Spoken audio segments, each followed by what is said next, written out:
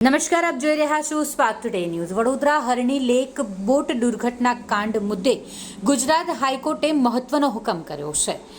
ગુજરાત હાઈકોર્ટના આ હુકમને આવકારતા વિપક્ષી નેતા અમી રાવતે ગુજરાત ભાજપ સરકાર અને શહેરી વિકાસ વિભાગ પર ભ્રષ્ટ વહીવટ સાથે ભ્રષ્ટાચાર તેમજ વડોદરા ભારતીય જનતા પાર્ટીના નેતાઓએ પણ આ કરુણ કાંડમાં ભ્રષ્ટાચાર કર્યો છે તેવું તેમણે કહ્યું। તેમણે કહ્યું કે ગુજરાત ભાજપ સરકાર ન્યાય આપવામાં નિષ્ફળ છે તે સાબિત થયું છે ને ભ્રષ્ટ વહીવટનો આરોપ મૂક્યો છે। વડોદરા ભાજપના કયા નેતાઓ આ કરુણ કાંડમાં સામેલ છે તેમના નામ પણ સરકારે જાહેર કરવા જોઈએ તેમ પણ તેમણે કહ્યું।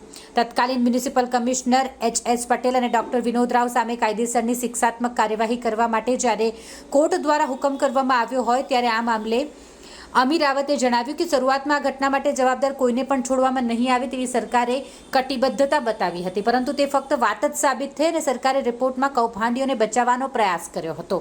પાછલી કોર્ટની સુનાવણીમાં જવાબદાર અધિકારીઓ સામે કાર્યવાહી કરવા રાજ્ય સરકાર કટિબદ્ધ હોવાનું એડવોકેટ જનરલે નિવેદન આપ્યું હતું, જે ખૂબ ગંભીર હતું।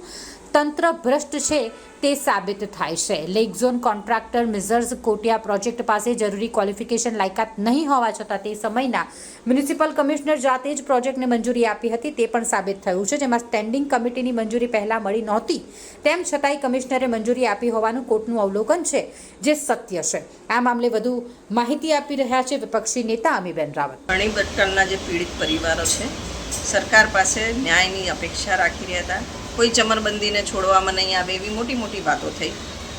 રાહુલજી આવ્યા, પીડિતોને મળ્યા, આજે હાઈકોર્ટનો ચુકાદો આવ્યો।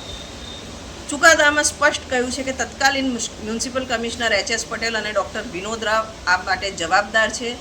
જે રીતના બિન અનુભવી ઇજારદારને કોન્ટ્રાક્ટના તમામ ક્લોઝ વાયોલેટ કરીને ટેન્ડરમાં ક્લોઝને વેરિએશન્સ કરીને જે રીતના કામ આપવામાં આવ્યું છે આમાં ભ્રષ્ટાચાર ભરપૂર થયો છે। કોર્પોરેશનને કરોડોનું નુકસાન કરાવ્યું, ઇજારદારને ફાયદો કરાયો। ચોક્કસ આની પાછળ કોઈ મોટા રાજકીય માથાઓ ઇન્વોલ્વ હોય જેમના સૂચના અનુસાર આ કાર્યવાહી કરવામાં આવી હોય। ફક્ત મ્યુનિસિપલ કમિશનર શ્રી જાતે કરે, અમે તો દરેક પગલે આ બાબતે ધ્યાન દોરેલું છે। જો કોઈ રાજકીય દબાણ અને રાજકીય પીઠબળ ના હોય તો આ રીતના નિર્ણય મ્યુનિસિપલ કમિશનર શ્રી પોતે ના લઈ શકે। તો અમારી હવે ડિમાન્ડ એ છે કે જ્યારે રાજ્ય સરકારે તો આ કમિશનર્સને બચાવવાનો બી પ્રયત્ન કરેલો, ઉપલા અધિકારીઓને બી બચાવવાનો પ્રયત્ન કરેલો, કોર્ટે ટકોર કરેલી કે જે રિપોર્ટ આપ્યો છે અર્બન ડિપાર્ટમેન્ટે એ રિપોર્ટ કોર્ટે ફગાવી કાઢ્યો અને ફરીથી રિપોર્ટ આપવાની વાત કરી। આ તમામ વચ્ચે સ્પષ્ટ થાય છે કે રાજ્ય સરકાર આમાં કોઈને બચાવવાનો પ્રયત્ન કરી રહ્યા છે। એ કયા વગદાર નેતાઓ હતા જેના કહેવાથી ને કોના ફાયદા માટે આખો નિર્ણય લેવાયો છે એ હકીકત બહાર આવી જોઈએ ને આ તત્કાલીન કમિશનર શ્રી એમના નામ બહાર પાડી શકે, એમની તપાસ થવી જોઈએ। એ બાબતે આજે અમે આપને રજૂઆત કરવા માંગીએ છીએ અને અમારી ડિમાન્ડ છે કે જ્યાં સુધી એ કયા વગદાર લોકો, કયા રાજકીય નેતાઓ આમાં સંડોવાયેલા હતા, ભારતીય જનતા પાર્ટીના જે રાજ્યનું વહીવટ છે અત્યારે કોણે બચાવવાનો પ્રયત્ન કરી રહ્યો હતો, કેમ આવા ખોટા રિપોર્ટ આપ્યા, એ તમામની તપાસ થવી જોઈએ અને સાચા નામો બહાર આવે।